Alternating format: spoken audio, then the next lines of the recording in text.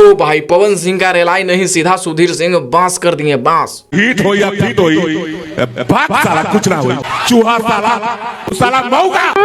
एकदम full mood में गरमाए हुए थे सुधीर सिंह। इनका बात करने का लहजा देख रहे हैं, लग रहा है कि पवन सिंह कुछ है ही नहीं, बस जीरो। लेकिन हाई गावे ना लोग कहेला कि हिट हो या फिट हो, भाग साला कुछ ना हो। अरे उद्धव।